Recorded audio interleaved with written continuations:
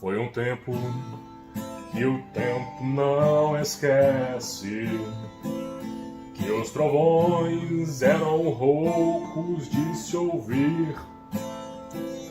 Todo o céu começou a se abrir numa fenda de fogo que aparece. Hoje você vai aprender. Hoje é um vídeo resposta, onde eu respondo as perguntas dos inscritos, dos entusiastas pela Bíblia, entre outros assuntos aqui, era pré-diluviana, sobre a história alternativa da humanidade. Então hoje eu respondo perguntas. Se você tiver qualquer dúvida e queira que eu responda, não sendo eu o dono da verdade, mas apenas uma pessoa estudiosa, basta que você deixe aqui nos comentários. Você precisa dar like para o YouTube entender que esse tipo de conteúdo de resposta você gosta e ele vai te indicar quando sair um vídeo novo. Se inscrever, ativar o sininho, toda aquela maracutaia toda do YouTube, tá bom? Então assim, hoje nós vamos falar sobre isso. Nós vamos também refletir um pouco sobre filosofia, porque falta nas pessoas consciência.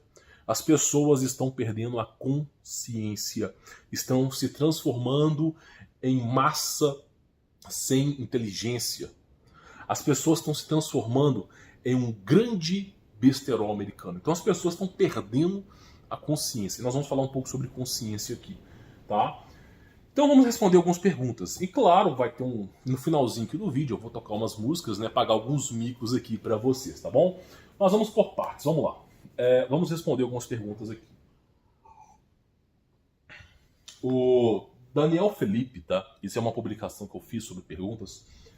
Perguntou o seguinte: fale sobre os 144 mil escolhidos citados no livro do Apocalipse. Ele quer que eu fale sobre o capítulo 7 do Apocalipse. Tá? Eu vou pegar aqui para vocês poderem ver. Os 144 mil israelitas selados, tá? Quem que são essas pessoas? Não é só israelita não, tá bom? Mas tudo bem, vamos lá. Primeira coisa que você precisa entender aqui, tá? Quem que escreveu o Apocalipse? Quem escreveu o Apocalipse foi Paulo? Foi Lucas? Não. Quem escreveu o Apocalipse foi o apóstolo João, ok? Agora é o seguinte, onde João escreveu o Apocalipse? Ele escreveu, se não me falha a memória, na ilha de Pátimo, enquanto ele estava preso ainda, tá? João teve uma visão sobre o fim dos tempos. João vivia uma vida, nessa época que ele escreveu o Apocalipse, uma vida onde o Império Romano tomava conta de tudo e obrigava as pessoas naquela crença infundida deles. Depois, isso antes do imperador Constantino, tá? Porque Constantino, quando ele viu que o mundo estava se tornando cristão, a Europa estava se tornando cristã, ele veio com aquele sincretismo e uniu o paganismo com o cristianismo. Cristianismo não é ser católico, cristão não é ser católico. Cristão em Atos dos Apóstolos significa, pela primeira vez, os discípulos de Cristo foram chamados cristãos. Todo aquele que segue Jesus Cristo é cristão. Então houve um ecumenismo, um sincretismo por parte de Constantino. Mas antes de Constantino, a época em que João vivia, essa época as pessoas eram perseguidas por falar em Cristo. Então, o Apocalipse aqui de João é uma visão que ele teve do Império Romano, ok? Sobre o fim dos tempos. Porém, esse livro ele consegue ser utilizado em todas as épocas da humanidade. É um livro atemporal, tá? Por que é um livro atemporal? Todos nós iremos enfrentar o Apocalipse.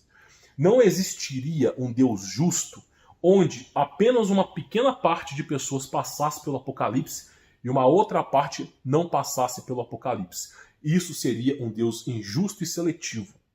Então, simplesmente para que Deus possa ser justo e haja uma certa igualdade, O Apocalipse é para todos, independente das datas. Então, simplesmente, Apocalipse é um livro atemporal. Quem nasceu na época de 1500 enfrentou um grande problema nessa época, se não me falha a memória, pela peste negra. Então, cada época tem o seu Apocalipse. As pessoas não estão passíveis de uma vida perfeita na Terra. Muito pelo contrário, a vida aqui ela é ácida. Então, é um livro atemporal. Tá? Foi escrito por João, baseado no Império Romano, antes de Constantino, só que depois esse livro foi traduzido para várias e várias bíblias, né? E simplesmente se transformou hoje num livro atemporal. Tá? O que é o Apocalipse? Se você pegar para ler Apocalipse 6, eu vou até ler aqui, antes de eu responder essa pergunta, tá? Você vai perceber que quem destrói a terra não é Deus, não é Jesus, é o homem, tá? Olha só, Apocalipse 6:2, tá? Vamos lá. Olha só. Olhei e diante de mim estava um cavalo branco. Não é o cavalo de Jesus, aqui está falando de problemas. Um cavalo branco. E seu cavaleiro empunhava um arco. Ele foi ortogada, concedido poder, uma coroa. E ele cavalgava altaneiramente, com vencedor, determinado a vencer. Quem que é esse segundo cavalo aqui? Tá? Quando ele abriu o segundo selo, ouviu o segundo ser vivente brandando vem. Quem que é esse cavalo branco que aparece? Aqui em Apocalipse 6. Quem que é esse que está prestes a destruir tudo? Quem que é esse cara aqui? Se você pegar a época de João, quando ele escreveu isso aqui, ele está falando sobre o Império Romano. Por que é o Império Romano? O Império Romano não permitia você ter outra crença. E o fim para toda a humanidade é não poder ter outra crença. Você não pode pensar de forma diferente, diferente do que as pessoas pensam. Então, o cavalo branco aqui é a obrigatoriedade de você ser alguma coisa.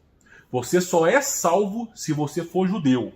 Você só é salvo se você for nazarim. Você só é salvo se você for católico. Você só é salvo se você for evangélico, se você for budista. Então, a obrigatoriedade, você obrigar as pessoas a seguir uma crença, você forçar as pessoas, porque se você quer que uma pessoa não faça algo, é só você obrigar ela. Quando você obriga uma pessoa, aí que ela não faz nada mesmo. O ser humano tem um instinto de sobrevivência, mas às vezes ele chuta o pau da barraca quando ele vê que já era tudo. E aí, meu amigo, ele não vai te seguir mesmo. E aqui é o quê? Você não podia praticar a fé cristã. Não deixava. O João foi preso porque não podia praticar a fé cristã. Não importava que ele curasse doenças, não importasse que ele fizesse. Os apóstolos foram concedidos a fazer mais milagres do que Cristo. Porque Cristo decidiu assim para que todos os olhos pudessem ver e presenciar a plenitude de Cristo. Então os apóstolos conseguiam ressuscitar pessoas, curar pessoas, mas mesmo assim o Império Romano não ficou satisfeito e prendeu João. E aí ele vem com essa visão e fala sobre isso. Então o primeiro cavalo aqui é a obrigatoriedade. Você ser obrigado a alguma coisa. Tá? Primeiro cavalo, ecumenismo, sincretismo, você faz as unificações das crenças. E hoje o que está caminhando hoje? O que está caminhando hoje? Você tem um cristão de verdade? Não. Você entra num templo evangélico, estão lá os caras falando em hebraico, aramaico, juntando religiões, misturando o judaísmo, que trocou Jesus Cristo por Barrabás, com o cristianismo. É uma mistura de religiões, para todos os lados. Mistura em tudo. Não é só judeu e cristão. Você pega, por exemplo, a religião espírita com a união de cristianismo. Você pega a Igreja Católica com a união de espiritismo. Então, estão misturando tudo. Misturando, abraçando tudo. E esse abraço em tudo que vai criando obrigatoriedades. Que uma hora vão forçar você a ser algo que você não é. E esse é o primeiro cavalo que João diz aqui. Por isso, importante o entendimento. Aí ele diz o seguinte, eu vou falar sobre 154 mil selados. Ele diz o seguinte, olha só. Então, partiu outra cavalgadura, um cavalo vermelho. E o seu cavaleiro foi concedido poder para tirar a paz da terra, de modo que os homens matassem uns aos outros. Ele foi entregue também uma grande espada. Obrigue as pessoas a alguma coisa. As pessoas não vão aceitar. As pessoas vão lutar pelas suas vidas, vão lutar pelo que acreditam. O que vai acontecer quando você obriga uma nação inteira a fazer alguma coisa? Guerra. Então, a obrigatoriedade de alguma coisa provém guerras. Aqui não é um ser atemporal, é o homem destruindo tudo. Tá percebendo? Então provoca guerras, e esse é o segundo cavaleiro. Depois da guerra vem o quê? Imagina só, vamos lá. Terceiro selo, olha só. Quando o cordeiro abriu o terceiro selo, ouviu o terceiro ser vivente convocar. Vem, então reparei, eis um cavalo preto, e seu cavaleiro ostentava na mão uma balança. Então ouvi que parecia ser uma voz grande, uma voz grave. Vinde dentre os 4 seres viventes, clamando: 1 quilo de trigo por 1 dinheiro, e 3 quilos de cevada também por 1 dinheiro, mas não destruas o azeite e o vinho. O que é isso aqui? O azeite e o vinho é a fé, tá? Agora, o que é isso aqui? Isso aqui é o seguinte: quando tem guerra, as pessoas deixam de produzir comida para começar a estocar comida com medo de faltar comida. Acontece a lei de oferta e procura. Se não vai ter mais arroz na prateleira, se não vai ter mais trigo na prateleira, simplesmente os alimentos começam a encarecer.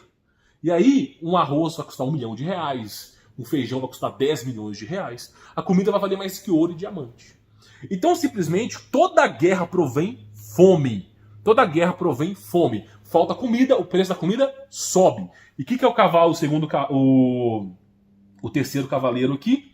Que é o cavaleiro preto? Fome. E o que fome provoca? Vamos adivinhar.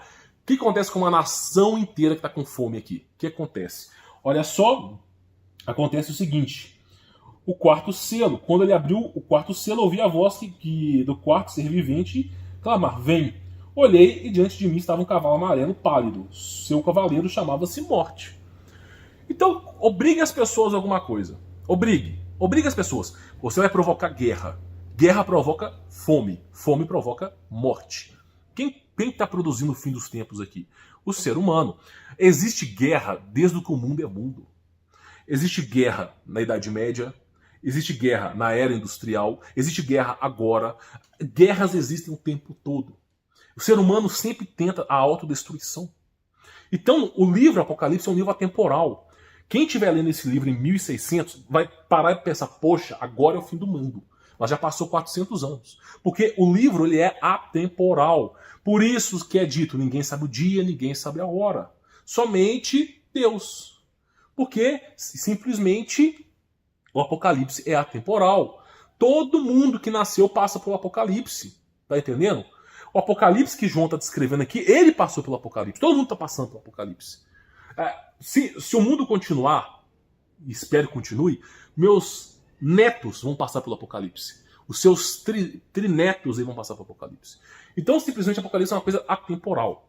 Agora, o que é dito aqui? Vamos lá. Você entendeu que o ser humano é o lobo do homem, né? Agora, o que ele fala? Que é os 144 mil israelitas selados, tá?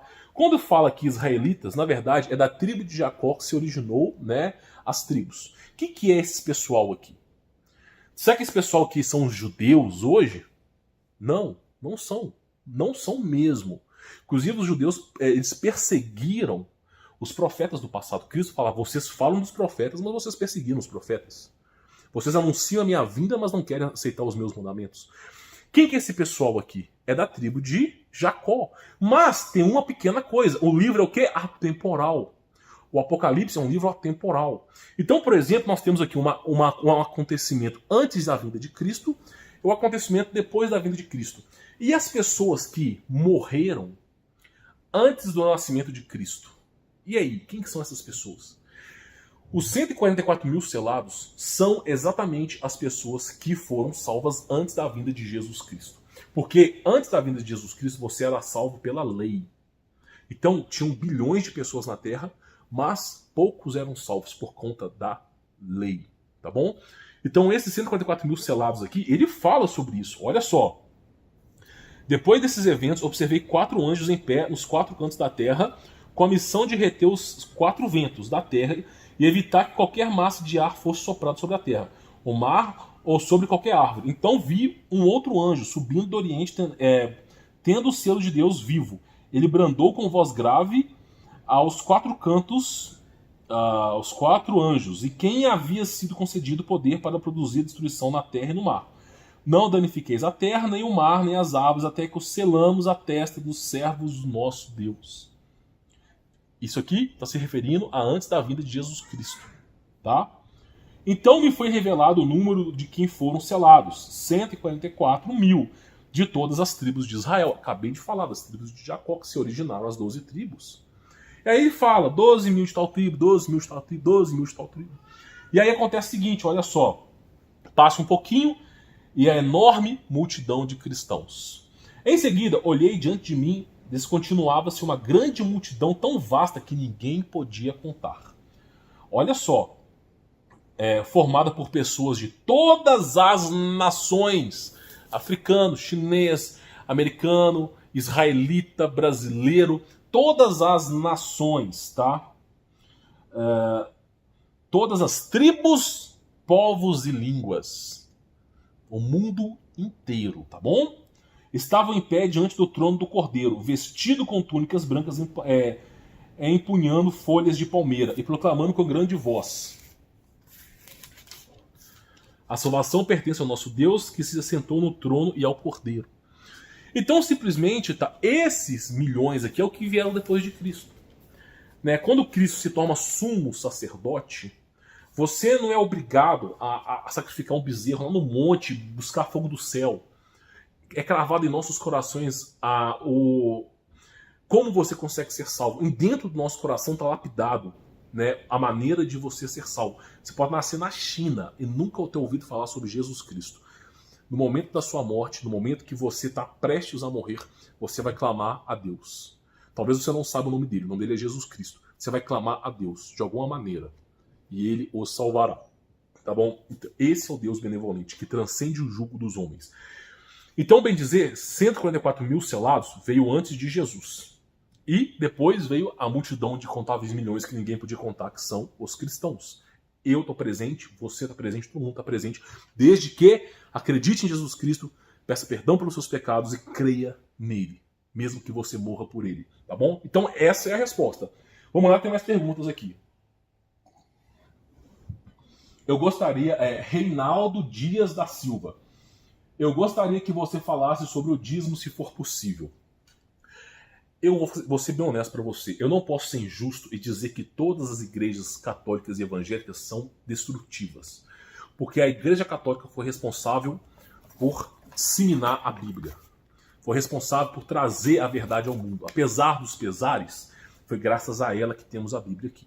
A igreja evangélica foi uma reforma da igreja católica, visando ensinar para as pessoas, né, através de Martinho Lutero, uma outra vertente. Que, se ele soubesse, Martinho Lutero, que ia virar balada gospel e showmisso com carrinho apitando buzina em estádio, eu acho que ele não tinha nem criado essa crença.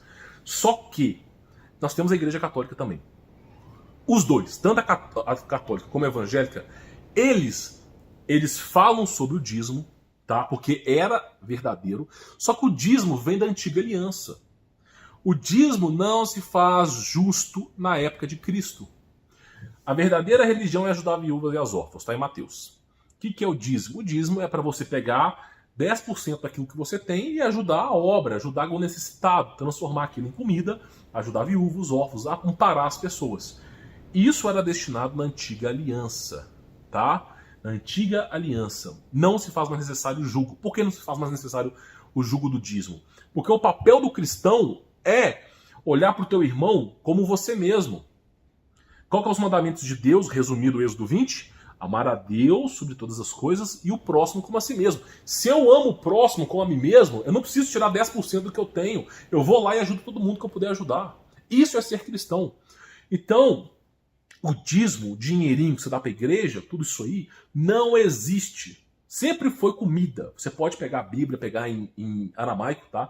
Não recomendo pegar em hebraico, tá bem adulterado. Pega aramaico ou grego, mas pode pegar hebraico também. Só pega King James, que tá menos adulterado. Você vai perceber lá que era sempre comida. Eles precisavam fazer doação de dízimo, e precisavam ir para uma cidade. Eles iam lá, pegavam aquela comida, vendia, pegavam as moedas, iam para outra cidade, pegavam aquelas moedas, trocavam em comida, tá? A comida estragava na viagem, né? E de lá ajudavam as pessoas. Então, sempre foi comida, agasalho, sempre foi ajudar o próximo dessa forma, tá bom? E hoje em dia, pelos mandamentos de Cristo, amar o próximo como a si mesmo é isso, né? Da mesma forma que você come, se o seu irmão estiver passando fome, você vai deixar o seu irmão sem comer? Você ficaria sem comer? Não. Então ajude. É simples. Cristo resumiu os mandamentos. Então vamos lá. Então o dízimo é da antiga aliança. Se qualquer igreja católica, evangélica, adventista começar a falar sobre dízimo, eles estão vivendo a antiga aliança. E aí, meu amigo, você tem uma série de leis para seguir, tá? Não adianta você pedir perdão pelo seu pecado dentro da igreja católica, evangélica, porque você vai ter que pedir para que se abra o céu, venha fogo do céu. Agora, se você vive a nova aliança, é só você dobrar o seu joelho, tá? Então, o dízimo é uma coisa da antiga aliança. Não se faz necessário dízimo com a vinda de Jesus. Tá bom? Vamos lá. Thales Bernardo Mendes. Para você, a linhagem da serpente são os controladores de hoje em dia? Claro. Sim ou claro, óbvio, é claro. Nós temos a linhagem de Caim e Abel. Abel foi morto por Caim, ok? Depois teve Sete. Se não me falha a memória, era Sete. Então nós temos Caim e Sete. A linhagem de Caim foram os primeiros construtores de cidades, os primeiros a dispor de tecnologia. Tubal-Caim, por exemplo, foi o primeiro ferreiro do mundo. Quando se fala ferreiro, se fala tecnologia. Inclusive o filme, já falei sobre isso, o filme Homem de Ferro, é referenciado à tecnologia de Tubal-Caim. Então, a linhagem de Caim é uma linhagem que constrói cidades, é uma linhagem disposta de tecnologia militar, tecnologia angelical. Então eles estão sempre no topo do mundo. A linhagem de Caim é a linhagem que governa o mundo. Não é a linhagem do ser humano, tá? Não é o ser humano lá comum que domina o mundo. Então quem domina tudo é a linhagem de Caim. Isso é óbvio. Porque para eles os bens materiais, para eles terra, para eles recursos, para eles é valioso. A linhagem de Caim foi destituído da glória de Jesus Cristo. Ok? Destituído da glória de Jesus Cristo. Então, eles têm que buscar sobrevivência através dos meios naturais. E aí eles acabam construindo impérios. Tá bom? Então, a linhagem de Caim é isso. Mas, é aquela conversa que eu falo pra você. Conversa de doido, né, meu amigo? Tem como você saber quem tá no topo do mundo? Eu não sei. Eu não sei nem quem tá na base. Tá? Então, esse é um contexto. Vamos lá. Super Rege Supremo. Cara, que os nomes estranhos que o pessoal coloca. Super Rege Supremo. Fala sobre o amor que devemos ter com nossos semelhantes. E o que fazer com pessoas tóxicas. Beleza. O amor que temos que ter com semelhantes. Deixa eu te falar uma coisa. Você acha mesmo que você tem que abraçar quem você odeia? Que você tem que simplesmente falar assim, essa pessoa aqui, Jesus Cristo disse amar o próximo como a si mesmo. Você acha que eu tenho que ir lá ficar ajudando aquele cara que não quer ser ajudado? Não é isso. Amar o próximo é uma outra vertente. Qual que é a outra vertente de amar o próximo? É você não fazer mal ao próximo, você não incomodar o próximo, e se aquele próximo precisar da sua ajuda, você não negar. Mas não está lhe imputando, por exemplo, que você tem que abraçar quem você não gosta, que você tem que conviver com quem você não gosta. Muito pelo contrário, você tem que manter distância dessas pessoas.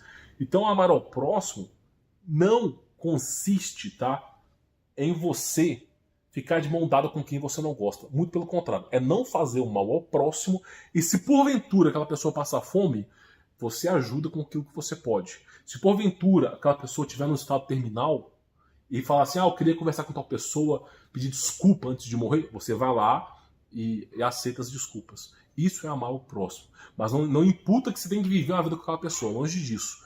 Não dê pérola aos poucos, viva longe dessas pessoas. E pessoas tóxicas, é isso, cara.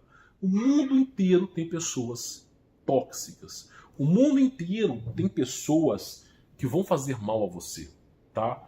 Porque as pessoas, elas cada vez mais estão ficando sem consciência. Elas estão vivendo robotizadas.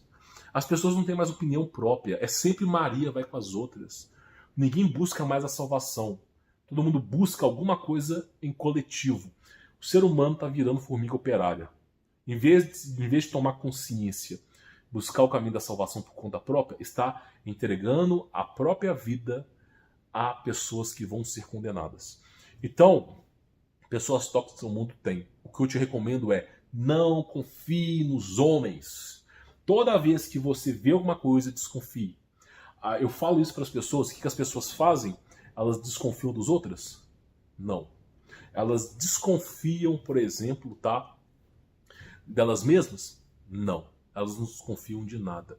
Sendo que o lobo do homem é o próprio homem. Então, por exemplo, você está no YouTube, você vê um cara falando sobre que você só vai ser salvo porque Deus escolheu os eleitos. Você vai acreditar? Você vai entregar sua salvação na mão de um homem perecível? Eu não vou. Então é isso que eu falo. Vamos lá. Outras perguntas que eu acho importante responder aqui. Pedro Hoffman. Humberto, em seus vídeos passados, você falava de teorias sobre os homens do passado terem mais de 20 metros de altura. Correto. Da Babilônia ser uma cidade altamente tecnológica. Correto. É só você pegar a linhagem de Tubal-Caim, meu amigo. Tubal-Caim foi um dos poucos, primeiro ferreiro, primeiro que mexeu com a tecnologia do mundo, tá? Que o sangue do ser humano continha ouro. Exato, ouro monoatômico. No passado e que por isso eles ouviam bem mais. Exatamente. Pô, você pega a Bíblia aqui, os caras vivendo 700 anos e a contagem dos dias estão corretas. Porque eles olhavam os astros. Então a contagem dos anos está correta. Como é que um ser vivia 700 anos? O que faz com que você morra é o ferro que tem no seu corpo. O dióxido ferroso, que faz com que o seu sangue fique vermelho, ferro enferruja e consequentemente envelhece o seu corpo. Você precisa de condutores elétricos, porque o seu corpo ele é elétrico, tá bom? Os seus neurônios eles têm uma certa energia para funcionar. São pulsos, bilhões de pulsos funcionando. Agora, com o ferro funciona, mas o ferro faz com que você viva menos. Então, no passado, o que acontecia é que, em vez de ferro, tinha ouro no corpo. Não, hoje em dia não é mais cabível, nós não temos corpos preparados para isso. Mas o fato de existir ouro no nosso corpo mudava a coloração do nosso sangue e, ao mesmo tempo, nos fazia não envelhecer, porque não oxidava. O ferro oxida. Por isso que se vivia mais. Tá? Inclusive, o pessoal falou assim, como é que o ser humano podia ter 20 metros de altura na era pré-diluviana? Deixa eu te explicar. Você tem, na história oficial, a era dos dinossauros. E dados oficiais da era do dinossauro referenciam que a pressão atmosférica era entre 2 e 3 vezes mais. O nível de oxigênio era entre 2 a 3 vezes mais. Existem cientistas hoje que já comprovaram cientificamente que quando você aumenta a pressão atmosférica, dobra o nível de oxigênio, num tanque d'água e coloca peixes, tilápia, o peixe que era para ficar desse tamanho fica desse tamanho aqui. Então, simplesmente, o que provoca gigantismo é a pressão atmosférica. E no passado, nós chamamos de era pré-diluviana, porque nós temos a era dos dinossauros, que é bilhões e bilhões de anos atrás, que é a história oficial. Tá? Não vou dizer que é mentira. Mas, segundo os ancestrais antigos, é uma história especulativa. Não posso comprovar que é verdade. Existe a era pré-diluviana, que veio antes do dilúvio, que é mais recente. E na era pré-diluviana tinha o dobro e triplo de pressão atmosférica, que produzia gigantismo. Então, se o ser humano tem 2 metros de altura, ele, consequentemente, vai ter entre 4 a 8 metros. E teve outra era pré-diluviana ainda, mais ancestral ainda. Que a gente não é a era pré-diluviana, que era com Adão e Eva, quando se viviam, né, na 5ª camada do céu, segundo o livro de Amok.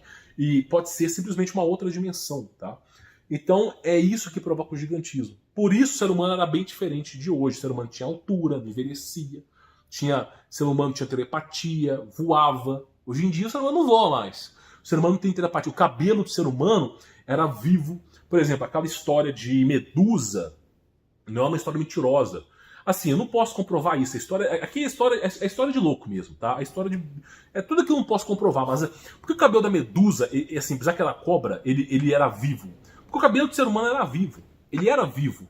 Ele era o ponto de conexão com Deus, com Jesus Cristo. Só que tudo isso foi perdido. Você dá poder pro ser humano. Sério, só você ver, o dia que você recebe dinheiro do seu salário e o dia que você não recebe.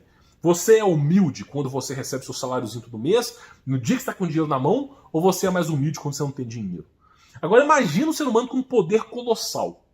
Então foi destituído todas essas virtudes do ser humano Porque o ser humano não sabe viver com muito. É isso. O ser humano não sabe viver com muito. Todo mundo pede dinheiro para Deus. Ninguém pede dinheiro para Jesus Cristo. Por que ninguém pede dinheiro para Jesus Cristo? Porque Jesus Cristo não dá dinheiro para ninguém. É simples. Então, não adianta você pedir as coisas para Jesus Cristo que ele não vai te dar. Ele vai te dar o caminho da salvação. Por isso todo mundo pede dinheiro para Deus.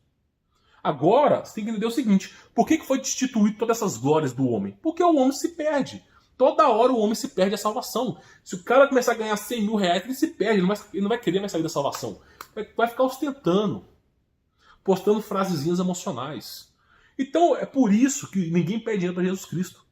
Porque não funciona. Jesus Cristo não dá dinheiro para ninguém. Jesus Cristo ensina o caminho. Tá?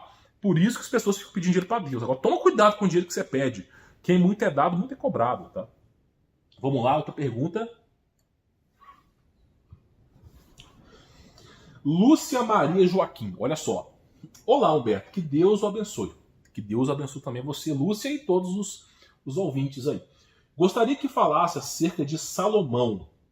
Tenho curiosidade do porquê ele era a pessoa que mais parece um qualquer de nós escrevendo um diário do que propriamente inspirado por Deus. Ah, tá.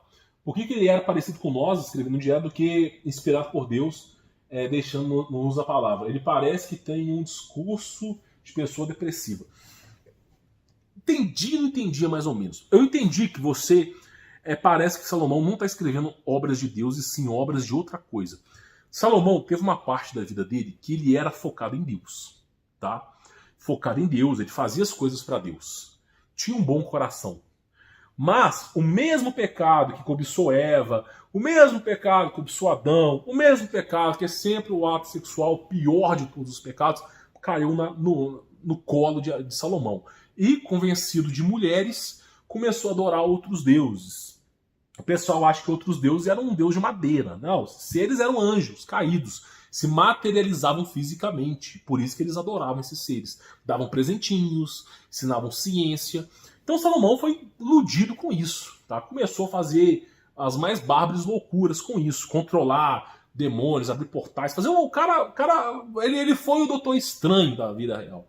Só que quando ele chegou no final da vida dele, ele descobriu que aquilo ali... eu vou morrer mesmo, não tem. Ele mesmo disse nos salmos dele: quem é o homem que poderá vencer a morte? Ninguém vence. Aí ele entendeu que ele estava errado, se arrependeu, subitamente, sumamente, se arrependeu e se voltou a Deus.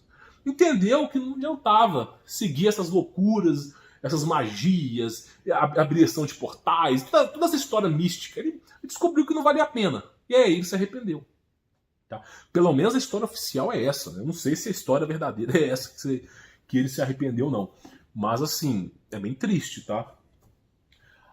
Agora, eu entendi. Mas basicamente é o seguinte: boa parte do que está constituído Salomão não vem de Deus, tá? Particularmente na Bíblia, eu não leio nada de Salomão. Tem algumas passagens que eu leio, mas eu fico um pé atrás. Porque Salomão aprisionava demônios. Salomão fazia acordo com entidades. Esse ser aí não consiste no Evangelho de Jesus Cristo. A simplicidade do Evangelho de Jesus Cristo não me convém em acreditar em quem praticava misticismo. Então, Salomão, na dúvida, eu só tenho uma vida. Na dúvida, eu não fico com as ideias de Salomão, tá bom? Eu prefiro passar adiante, deixa para quem quer mexer com misticismo. Mas eu não fico, porque o misticismo leva à apostasia. A apostasia leva à condenação. A condenação não tem perdão. E você ficará condenado eternamente, porque o teu espírito ele é eterno. E o que acontece com o espírito eterno é condenado eternamente. Tá bom? Por que o espírito eterno é condenado eternamente? Porque se lhe fosse lhe dado outra oportunidade, você não voltaria a esse mundo lembrando de que você tinha feito. Você cairia de novo no mesmo pecado. Não importa a época, não importa a geração. Porque é assim que o mundo funciona. E você iria pecar eternamente, ficar entrando na terra e pecando. Já sabendo disso, pela onisciência de Deus, você é condenado eternamente. Então, eu fico longe de misticismo, fico longe de toda a doutrina de invocação de demônios. Fico longe porque não é isso que o Senhor Jesus Cristo ensinou. Por isso eu não confio em Salomão. Tá? Por isso que eu também acredito que muita coisa que ele escreveu não vem de Deus. Tá? Vamos lá, deixa eu ver outra coisa. Senhor Billy, viagens astral é real? Sim, real. Onde a pessoa dorme e vai para outra cidade, espírito e volta para o corpo quando acorda? Viagem astral é feita pela abertura do terceiro olho, que nada mais é do que você amplificar e descalcificar a sua glândula pineal. Então você abre como se fosse o terceiro olho e você consegue enxergar o mundo espiritual. Você começa a sair do seu corpo com consciência. Deixa eu só te fazer um pequeno alerta sobre isso. Porque a glândula pineal já era descalcificada até a década de 70, tá? Depois começaram a introduzir alimentos que calcificam a glândula pineal. Deixa eu só te falar uma coisa para você. A glândula pineal, ela é responsável pela consciência do ser humano, pelo aquilo que você é. Se hoje você tem envergado para Jesus Cristo, é porque você, hoje, a sua glândula pineal libera um nível de consciência. Se você começa a descalcificar a sua glândula pineal, você vai alterar quem é você. Agora, o problema não é alterar quem é você, porque Jesus Cristo sempre salva. O problema é você abrir o seu campo de visão de tal maneira que você não consegue voltar atrás. Aí, muitas pessoas são diagnosticadas com depressão, porque começam a enxergar que o mundo é perverso. Começam a enxergar que demônio, eles atormentam a vida de muitos. Então as pessoas ficam com depressão, não conseguem mais ser felizes. As pessoas muitas vezes se envolvem com drogas, porque a vida fica tão triste, tão paranoica, tão com medo, porque as pessoas adquirem esquizofrenia. Porque as pessoas não conseguem mais apagar a luz do quarto porque vão ver demônios. As pessoas não conseguem mais ir na cozinha porque estão vendo demônios. As pessoas não conseguem mais sair e ficar sozinhas porque estão vendo demônios. Aí, aquela mania de perseguição, esquizofrenia. E muitos usam drogas, assim como alguns cantores que fazem pacto, né, com o adversário, começam a usar drogas para alterar a realidade. Então, usam drogas psicossomáticas para alterar a realidade e elas começarem a ficar felizes. E é uma porrada de droga, LSD, entre outras aí, só para ficar feliz.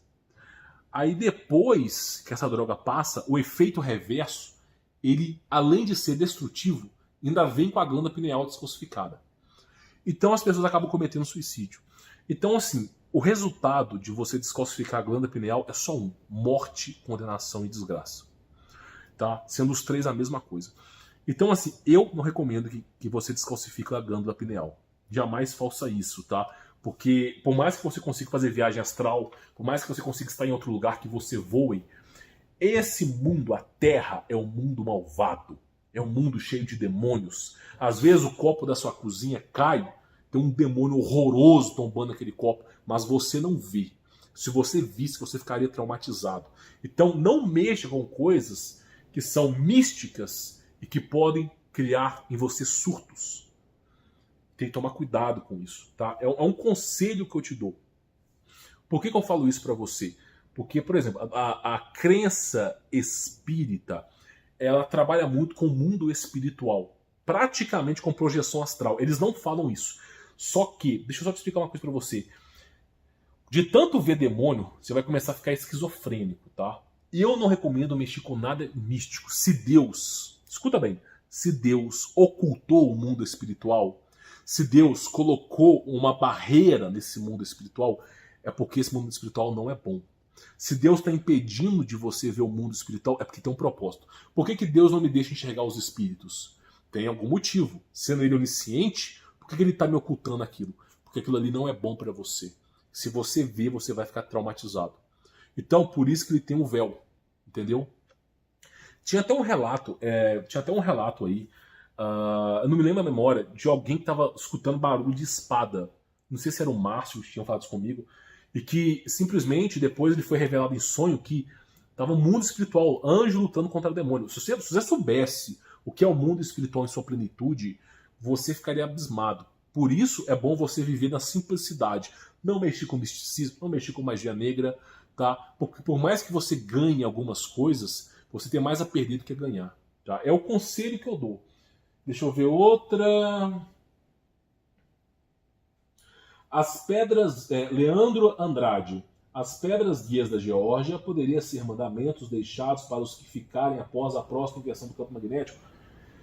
Tá, campo magnético é uma seita, tá? A Terra plana é uma seita, campo magnético é uma seita, Terra redonda é uma seita, tudo é uma seita. Tudo são grupos de pessoas carentes querendo atenção para uma coisa que não entendem. Então o campo magnético, tá? A inversão do campo magnético é uma coisa que, ó, vou te dizer uma coisa, tá? cientificamente não foi comprovado. Cientificamente, não tem dados verdadeiros hoje que falam que de tempos em tempos destrói as coisas. Eu, quando enxergo essas seitas, eu vejo além dessas seitas. Eu enxergo com a visão de Jesus Cristo. Vai agregar algum valor na minha vida saber que o mundo é destruído de tempos em tempos? Não. Mas eu sei que eles usam essas seitas para imputar regras nas pessoas, para imputar entidade nessas pessoas. Então, inversão do campo magnético para mim é uma seita, assim como terra plana, tudo. Se a Terra for plana, quadrada, hexagonal, hiperdimensional, para mim tanto faz, tanto fez. O meu foco é Cristo. Não tô negando, estou dizendo que é sempre grupinho, são sempre seitas. Quem participa da Terra plana, quando olha para um globalista, essa pessoa fica condenando. Aquele cara lá acredita na Terra redonda, é burro. Fica assim. São seitas. E aí, eu vou até falar sobre esse livro aqui. O caráter do ser humano é o seguinte, ó. O caráter do ser humano é buscar a aprovação de outras pessoas.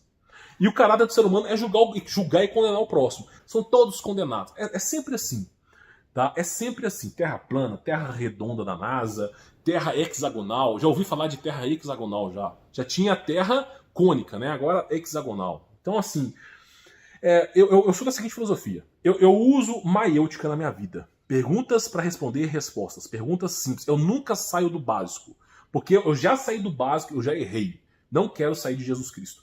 Se Jesus Cristo não me deu asas, se Jesus Cristo não me deu asas para subir até lá em cima e ver o formato da Terra, é porque ele não quer que eu saiba. Se ele não quer que eu saiba, eu não vou me importar com isso. É assim que eu penso, tá? Eu não me envolvo com coisas que não me foram apresentadas. Agora, inversão do campo magnético é a mesma história. Pode ser que aconteça? Pode, eu não nego, não sei. Pode ser que aconteça. Deus colocou eu esqueci o nome, que fala um radar para eu saber quando vai acontecer. Deus colocou. Não, ninguém sabe o dia, ninguém sabe a hora, ninguém sabe quando vai morrer. Então, se não me foi concebido saber sobre isso, eu não vou saber. Eu sigo o que Jesus Cristo me ensina. Adianta eu ficar sabendo disso? Adianta eu ficar sabendo que a Terra vai ser destruída? Aí o cara vai lá e constrói um bunker, tá? E muitos ficam falando assim, bunker é um... Para ser um bunker, tem que estar pelo menos uns 100 metros abaixo da terra, tem que ter um investimento bilionário. Aí o pessoal constrói bunker. E aí as rochas são... A terra ela é solúvel. Não tem como ser salvo na inversão do campo magnético. Então para que eu vou ficar com medo disso aí? Não leva lugar nenhum essa porcaria. Não leva lugar nenhum, só me leva a medo. Então, eu vejo que o fim da inversão do campo magnético é paranoia e medo. Não é Jesus Cristo. Quem tá com Jesus Cristo no coração não tem medo, cara. Se hoje a inversão do campo magnético, há tempos atrás, era fim dos tempos para a Igreja Católica. Então cada hora eu vou inventando uma coisa, Então assim, eu cheguei à conclusão que se for para acontecer alguma coisa na Terra, que aconteça pela glória do Senhor Jesus. Mas eu não posso ter medo de morrer, eu não posso ter medo do desconhecido, porque se eu confio em Jesus Cristo, eu sei para onde eu vou estar indo. Então essas coisas nos provocam medo. Eu tenho desconfiança sobre elas. Tudo aquilo que me tira do caminho de Jesus, da simplicidade do Evangelho, eu tenho desconfiança. Eu já vivenciei essa história de inversão do campo magnético. E o resultado dessa inversão do campo magnético foi a apostasia do Senhor Jesus Cristo. Eu não me enfio mais nisso. É a minha opinião, tá? Minha opinião. Deixa eu pegar outras palavras aqui. Se usar o microchip na mão direita, automaticamente perde a salvação? Lucas, a Bíblia não se fala de microchip. Fala sobre marca, na mão direita ou na testa, tá? Pode ser representado como microchip? Pode. Pode ser representado como qualquer outra coisa? Uma tatuagem? Pode. O fato é que você não pode nem comprar nem vender, tá? Deixa eu te explicar uma coisa. Eu acredito muito que a marca do adversário, da besta, já aconteceu. Porém, eu tenho o meu direito de negar aquilo que vão colocar em mim. Por exemplo, se alguém chegar em mim e falar assim, você aceita tal coisa na sua mão direita, na sua testa? Eu não, prefiro morrer. Me mata e me leva para Jesus Cristo que eu não aguento mais esse planeta de merda aqui. Então, simplesmente eu vou negar. É o meu direito. Eu não quero coisas no meu corpo. Ok? Meu direito. Agora, é o seguinte. Eu faço isso não por causa do Apocalipse. Porque eu não quero, não sou obrigado. Agora, a marca direita na mão direita ou na testa, na minha opinião, de certa forma, é um pouco contraditório. Por quê? Vou te explicar. O corpo do ser humano é constituído de DNA, ok? O corpo do ser humano é constituído de carbono. Carbono é um dos elementos predominantes no corpo humano. A estrutura atômica do carbono é um triângulo. A estrutura atômica do carbono é 666, tá? O que está remodelando o nosso corpo humano é 666, tá bom? Só para avisar isso aqui, tá bom? Inclusive, quem sabe faz ao vivo, né? Quem sabe faz ao vivo. Não, peraí. Carbono, peraí. Deixa eu pegar aqui, só para... Quem sabe faz ao vivo, né? Deixa eu pegar aqui. Será que vai abrir essa imagem aqui? Vai. Carbono, 666. Então, a estrutura do nosso corpo é a marca da besta, tá? Você não consegue comprar nem vender com sem um corpo humano, consegue? Não consegue. Então, a estrutura do ser humano é a marca da besta. A junção do nosso DNA 10656, representado por um deus sumério, tá? Não vou ficar falando muito disso aqui. Mas não tá o nome de Deus assinado no nosso DNA. É outro ser ali. Outro ser ali. É um Deus sumério. 10656 não é Jesus Cristo. Não é Deus. É outro ser que está ali. Nosso DNA tem a assinatura de um Deus sumério. No nosso corpo está escrito 666. Então, meu amigo, eu acredito que nós já estamos marcados. A diferença é que você salva o espírito. Você não salva o corpo. O reinado de Jesus Cristo ele é espiritual por conta disso. Você não salva o corpo, você salva o espírito. Então, simplesmente, tá? A marca da besta para mim já é o corpo humano. Você não consegue comprar nem vender, nem coexistir sem corpo humano. Agora, cabe a você negar a carne. Cabe a você crer em Jesus Cristo, que é pancada e pauleira para todo lado. Mas o reinado de Cristo é espiritual. Tudo que convém de Cristo é espiritual. Porque o mundo jaz. Esse mundo, tudo isso aqui, ó, tudo isso aqui é do diabo. O mundo jaz no maligno. Tudo pertence a ele. Ele é o dono de tudo isso aqui. Ele é o dono, ele pode tirar se ele quiser. Ele é o dono. Agora, aquele que crê em Jesus Cristo, que está com Jesus Cristo, ele não pode tirar o espírito. E o espírito é eterno. Por isso que é dito em Apocalipse que nós teremos outro corpo. Porque esse corpo aqui é do diabo. Todos os corpos são do diabo. Por isso é dito, nós teremos um novo corpo. Inclusive aqui, ó, eu acho que vou até pegar essa parte aqui, ó, sobre o nosso corpo, ó. Nós teremos um novo corpo, tá? Deixa eu ver em Apocalipse, Nova Jerusalém, Novo Céu, na Cidade Santa. Aqui, ó, eis que faço nova todas as coisas, né? Tá, mas tá mais pro final do Apocalipse. Eu não vou ficar mexendo aqui, não, mas escreve no Google aí, novo corpo Apocalipse. Nós teremos um novo corpo. Por quê? Porque esse corpo é do diabo. Esse corpo volta para comerás do pó da terra. Como é que foi escrito em Gênesis, Apocalipse, em Gênesis, que a serpente foi amaldiçoada comendo o pó da terra. O mundo jaz no maligno. Quando a serpente ludibriou Adão e Eva, não foi um pecadinho, meu amigo. A serpente se tornou dona desse mundo. Dona dos nossos corpos. Dona de tudo. O diabo tornou dono de tudo. Então, nada é nosso. Por isso, por que Cristo fala assim? Larga tudo e me segue. Meu amigo, não adianta você querer ganhar dinheiro nesse mundo. Tudo bem, você quer ganhar dinheiro para sustentar, tudo bem, é um direito seu. Eu também gosto de empreender, gosto de criar negócio. Mas vamos falar a verdade aqui. Tudo é do diabo. Se ele quiser tomar, ele toma. Agora, ele não pode tomar o seu espírito se você tiver selado com Jesus Cristo.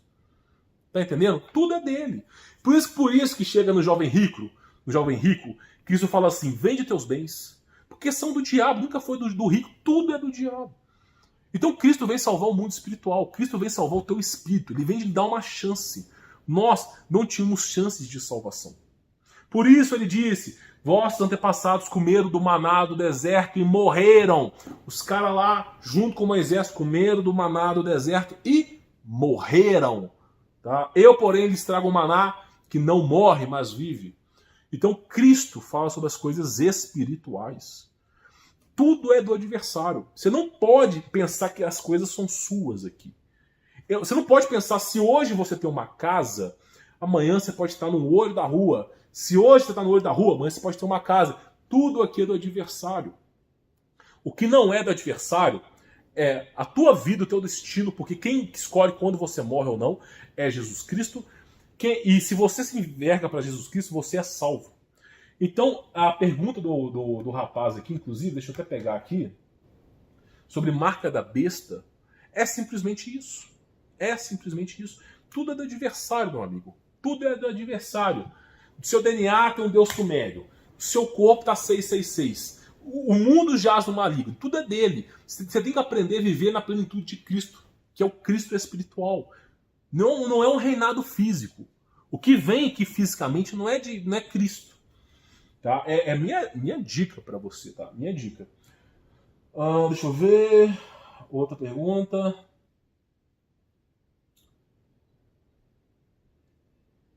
Igreja Católica eu já falei. João Vitor. Terceiro olho realmente é verdadeiro? Guilherme, já falei. Sim, mas não é bom fazer isso.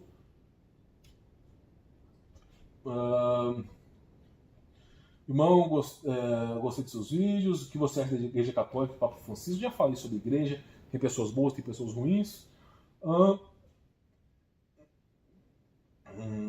Tá. Fala, deixa eu ver. Empreendedorismo. Não, empreendedorismo acho que hoje não é válido. Quem teve filhos com mais de uma mulher tem salvação? Canal, nome do cara. Botou um nome qualquer, né? Quem teve filhos com mais de uma mulher? Cara, aí que eu te falo, se você seguir as leis da antiga aliança, você não tem direito de salvação se você já foi casado mais de uma vez. Você não tem direito de salvação se você teve mais de um filho com outra mulher. Porém, Jesus Cristo é o Deus do impossível.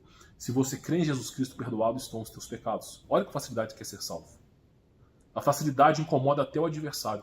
Então, aquele que crê em Jesus Cristo e se arrepende verdadeiramente, tendo ele filhos com outras mulheres, tendo ele casado outras vezes, ele ainda tem direito à salvação. Tá entendendo? Porque não se trata de eu e você, trata-se de uma guerra espiritual que nós não fazemos ideia de onde nós estamos aqui. Então, Cristo, ele vem para nos ensinar e para nos levar no caminho da salvação. Então, você tem que se arrepender verdadeiramente e crer nele. Tendo mais de um filho ou não, participando de um casamento que não deu certo, se você quer ser salvo, ancore a sua salvação em Cristo. Ele é o caminho. Qualquer outro ser vai te condenar, tá bom? E é isso que eu digo. Deixa eu ver outra coisa. Nossa, que pergunta que é essa? Paulo Cogos vai conseguir desencalhar... isso aqui é brincadeira de alguém, né? Rodrigo Tsuashi lá. Tá. O que é o Espírito Santo? É Deus espiritual. É a presença de Deus de forma espiritual. Tá. Tem uma pergunta aqui, duas perguntas que eu não vou responder porque eu conheço o algoritmo do YouTube, tá? Infelizmente. Deixa eu ver outra pergunta. Fim dos tempos e limite de saída das grandes massas, grandes cidades. Augusto Plínio. Olha, meu amigo, é dito na Bíblia que covarde não entra no céu. É dito na Bíblia, tá? Que você, né, tem que crer em Jesus Cristo. Todos nós passaremos pelo Apocalipse. Você pode se esconder num buraco de adamantio. Você será testado até o seu limite ali. Então não adianta você se esconder. O mundo jaz no maligno. O mundo pertence ao maligno. Não adianta você se esconder. Então o caminho para a salvação não é ter medo de morar nas cidades. Você pode sair da cidade como considerações, mas não é medo de morar na cidade. O caminho de salvação é Cristo Jesus. Tá? Não importa. As pessoas acham que morar no meio do mato vão ser salvas. Deixa eu te falar uma coisa. O exército brasileiro, que é o pior exército do mundo, na tecnologia antiga e antiquada, já tem drones, eles têm drones de temperatura, já tem um mapa do Google sobre todas as terras. Se mudar uma folha ali, eles sabem. Existe um equipamento de topografia, que é um drone, que ele consegue ver o 3D da floresta. 3D, ele emite um raio infravermelho, são milhões e milhões, quase bilhões de pulsos de raio infravermelho, que eles conseguem ver uma folha em cima de outra folha no mato. Então esses drones, você não escuta eles, você não vê eles, que eles estão no alto, e esses drones de topografia conseguem ver se você rastelou a terra. Eu te falo isso porque topografia é uma coisa que eu estudei, tá? Inclusive, tanto eu quanto meu pai, a gente conhece sobre isso. Topografia, existem drones que conseguem fazer um mapa 3D da floresta, com as árvores, com as galhas e as folhas. Então, mesmo que você se esconda na floresta, até a tua pegada eles conseguem rastrear. Tá bom? Então, assim, o exército brasileiro é o exército mais bem treinado para missões em floresta. Ok? E os caras têm drones de topografia que medem 3D da floresta. Vamos supor, tá? Não que eu acredite que o exército se transforme em uma guerra civil. Vamos supor. Você acha que adianta você ir para a floresta? O exército brasileiro, os caras dormem no meio do mato. Eles pegam um pedaço de sacola, transformam em acampamento. O ser humano igual eu, rechonchudo, você também, todos nós não somos acostumados com floresta. O exército brasileiro, eles nascem e vivem naquela coisa ali. Os caras passam o dia inteiro ali. Os caras fazem missões, eles ficam 6 meses no meio do mato. Os caras sobrevivem com o que tem ali. Eles sabem. Você vai numa floresta, você não consegue encontrar alimento. Os caras, em 1, 2 horas, já tá com água, com alimento, os caras andam. Então você acha que é uma estratégia inteligente você se enfiar no meio do mato? Esse drone de topografia, tá? Eu solicitei um serviço de topografia, o cara me deu um serviço que até as folhas ele conseguiu medir. Então, assim, se essa é uma tecnologia que é uma tecnologia física, qualquer pessoa consegue ter. Inclusive, pesquise você, topografia, tá? 3D. Escreve aí, topografia 3D feita por drone. Você vai se assustar, os caras conseguem saber até se a folha mexeu. Aí eu te faço uma pergunta, você acha que você consegue se esconder? Mesmo que você se esconder, meu amigo, o mundo espiritual, os demônios aí sabem onde você está. Então, não adianta se esconder. Não adianta. Por isso que Cristo mesmo diz, aquele que persistir até o final será salvo. Não tem, o caminho da salvação não é se esconder do diabo. O caminho da salvação é morrer por Cristo, meu amigo. Morrer por Cristo, estar até o final com Cristo. Por isso que o Apocalipse é temporal. Toda geração tem o seu Apocalipse. Tá bom? Deixa eu ver. E claro, minha opinião, né, pessoal? Minha opinião. Tá. João Vitor, o Espírito Santo, Ruach Kadosh. Ruach Kadosh é a maneira que os hebreus falam sobre o Espírito Santo. Eu prefiro falar Espírito Santo, tá? Não é o nome que vai me trazer uma benfeitoria. Na verdade, esses nomes estranhos nunca trazem benfeitoria. Mas tudo bem. O Espírito Santo é o aspecto feminino de Deus. Cara, eu vou te falar. Somente nos livros de Alta Magia Negra fala sobre o espírito feminino de Deus. Eu vou ser bem honesto pra você. Deus não tem sexo, tá? Eu não sei se você nunca pensou nisso, mas Deus não tem sexo não, meu amigo. A plenitude... Jesus Cristo é Deus, tá? Coloca na sua cabeça. A plenitude de Deus, que transcende a matéria física, transcende o tempo, que se manifesta em Cristo, porque tá aqui Cristo e tá aqui Deus, tá? Tem que saber que os dois são a mesma coisa. Só que essa plenitude de Deus aqui em cima não tem sexo. Não tem sexo, cara. Não tem sexo. Agora, o que tem sexo é as coisas que se manifestam. Cristo se manifestou como homem, mas poderia ter se manifestado como outra coisa. Então, simplesmente, Cristo, tá? Ele tem o seu sexo. Mas a plenitude de Deus não tem sexo. Deus, como é que a lógica 2 mais 2 é igual a 4? Como é que toda a criação divina tem sexo? Não tem. Então é uma ideia até um pouco arcaica. Agora, sobre o Espírito Santo ser mulher, olha, isso aí não vem de Jesus Cristo, cara. Você deve estar lendo algum livro de ritual de magia negra, daqui a pouco você vai estar fazendo um ritual de invocação aí. Minha opinião, larga desse estudo, tá? Eu sou o tipo de pessoa que não mexo com coisa complexa. Eu não gosto, mas o mundo é complexo. Vai lá, meu amigo, vai lá. Gosta de complexidade? Começa a ler cabala, Zohar, vai lá fazer cruzilhada, chamar o pessoal de Shambhala que vive debaixo da terra, vai lá. Se mexe com essa ciência maluca dos caras, vai lá. Se envolva com tudo que é científico ou ocultista. Se envolva.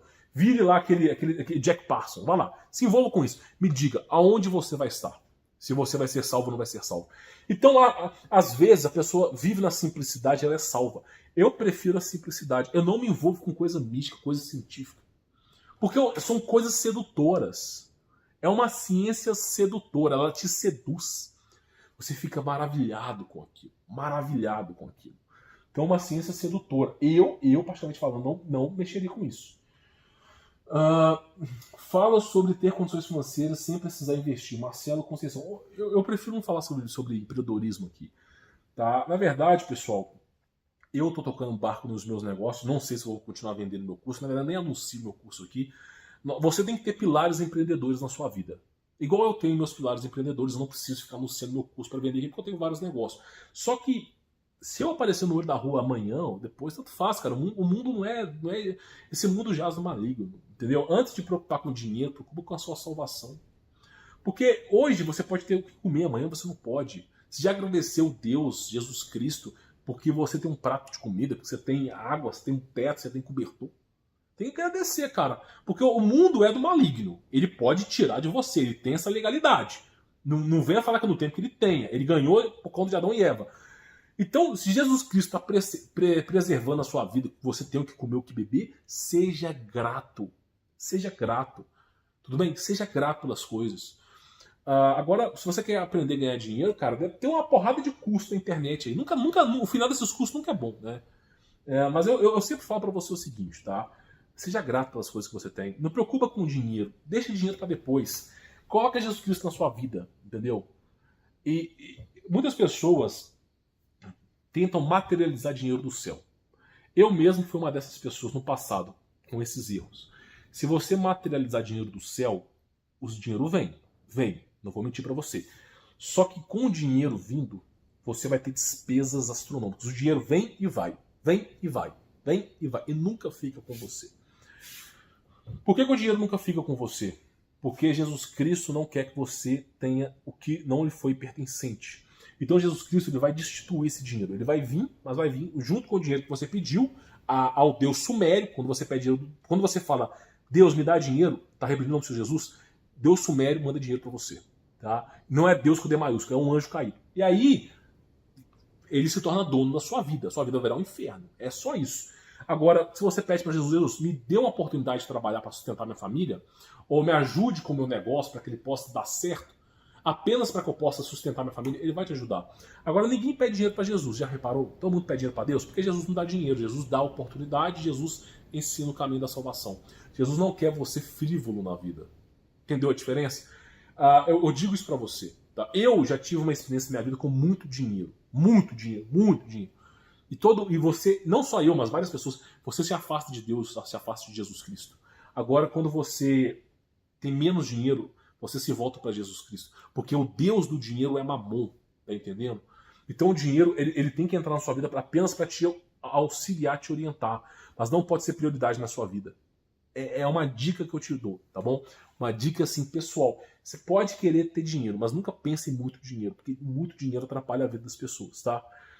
Muito dinheiro você vai ter que pagar funcionários, governo, vai ter que pagar os impostos, nota fiscal, vai ter que abrir a abertura de uma empresa no local físico.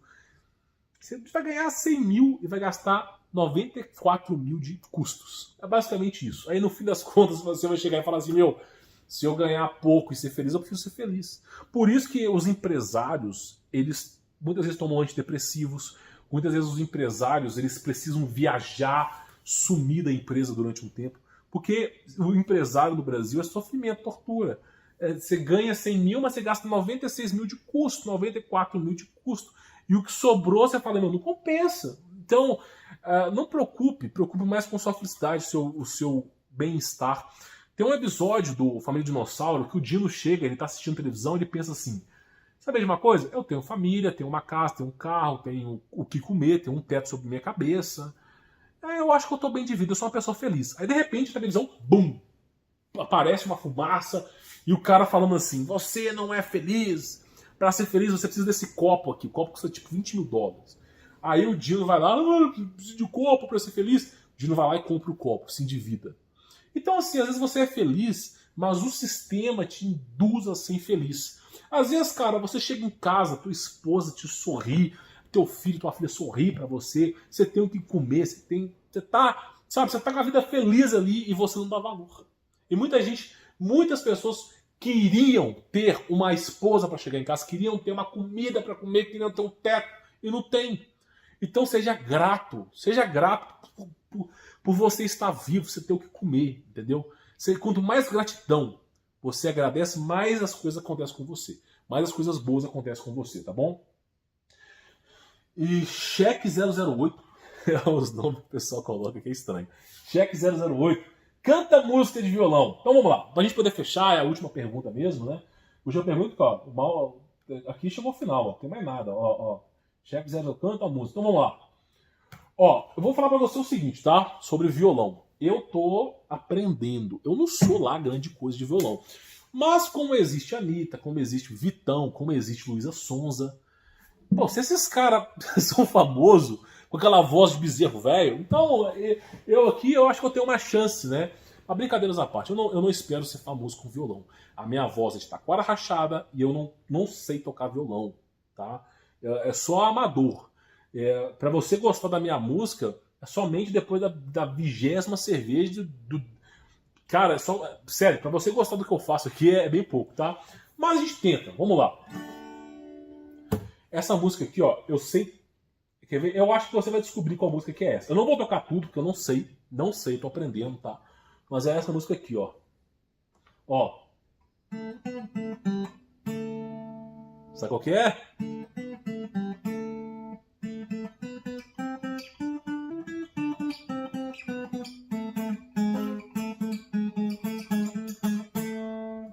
Eu sei que eu errei, tá? Mas olha só, eu tô aprendendo com essa música aqui. Vou tocar só um refrão. Avo Rai, o meu velho indivisível.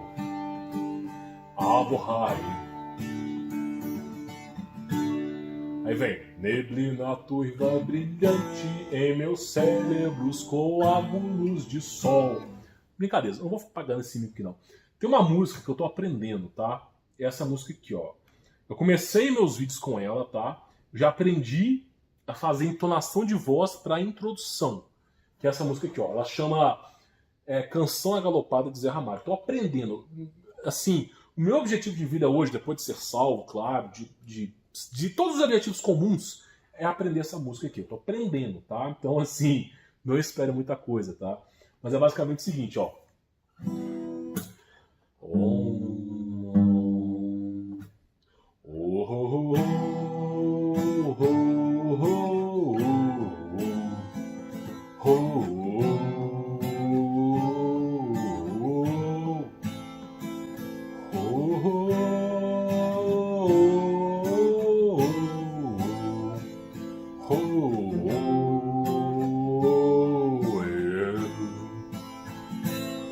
Foi um tempo que o tempo não esquece, que os trovões eram roucos de se ouvir.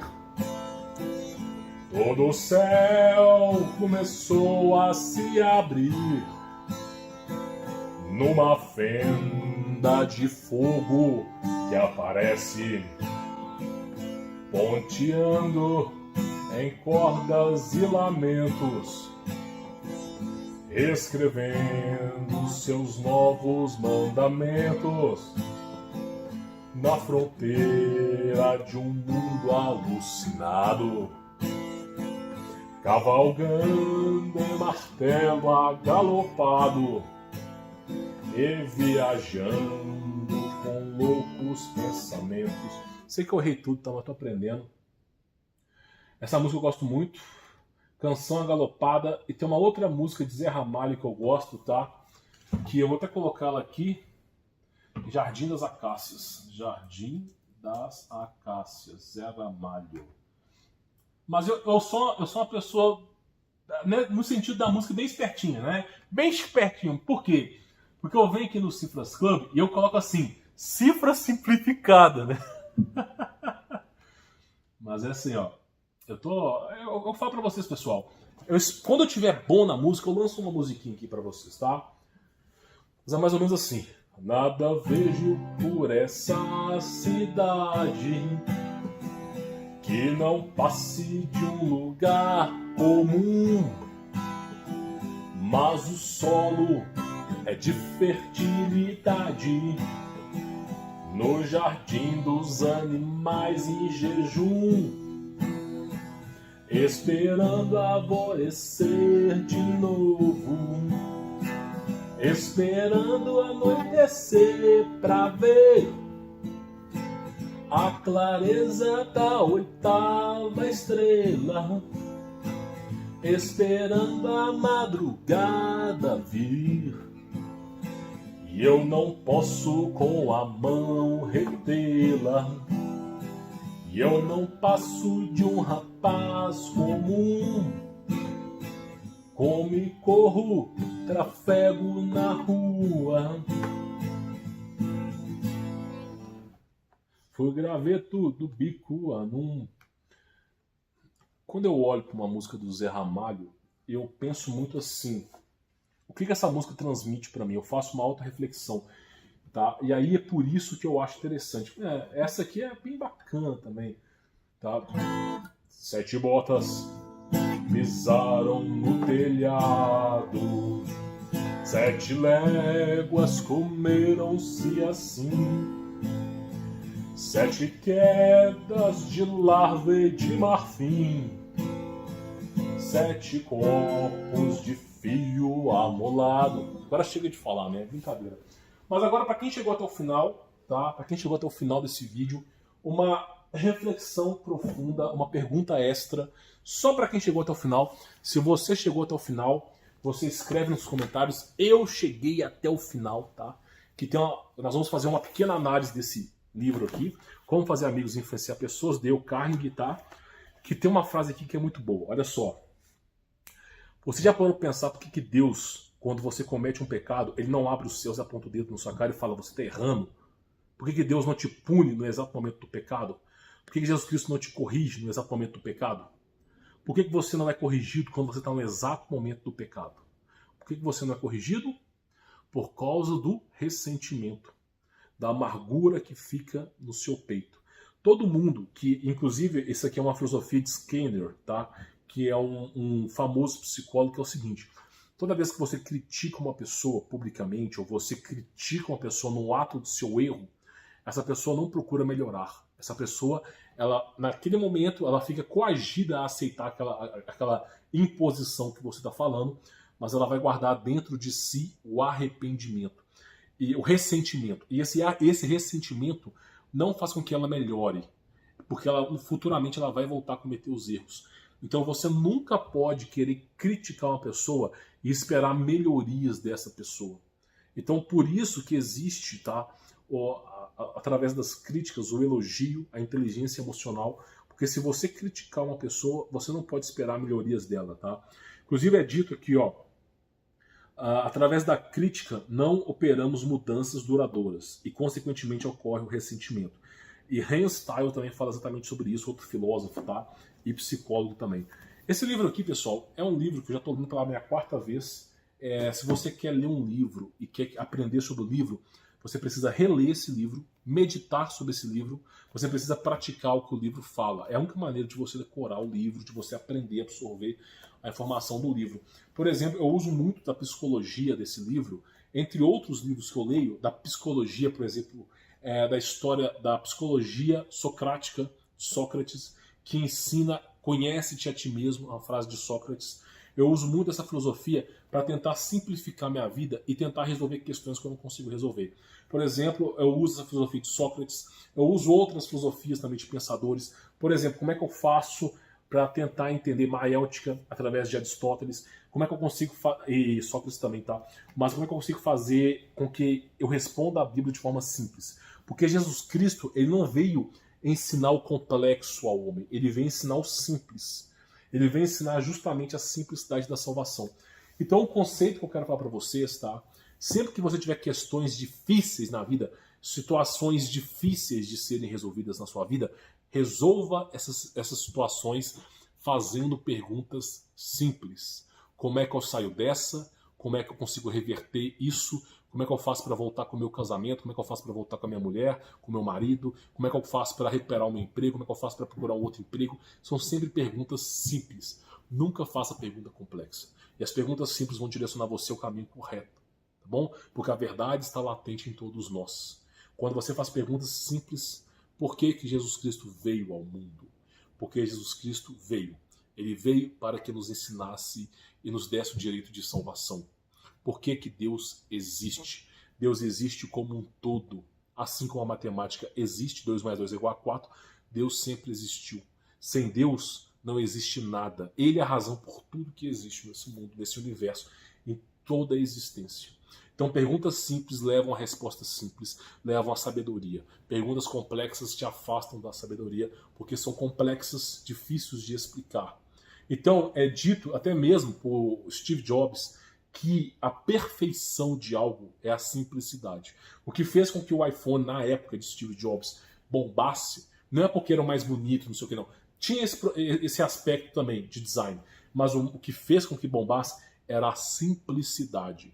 Simples. Com um único dedo você conseguia resolver os problemas que você tinha para resolver. Você não tinha que ficar lá igual um maluco no celular. Então a simplicidade é o último estágio da perfeição. Minha visão, tá bom? Bom, pessoal, vou ficando por aqui. Quem tiver dúvidas, comente aqui embaixo, deixe o seu like.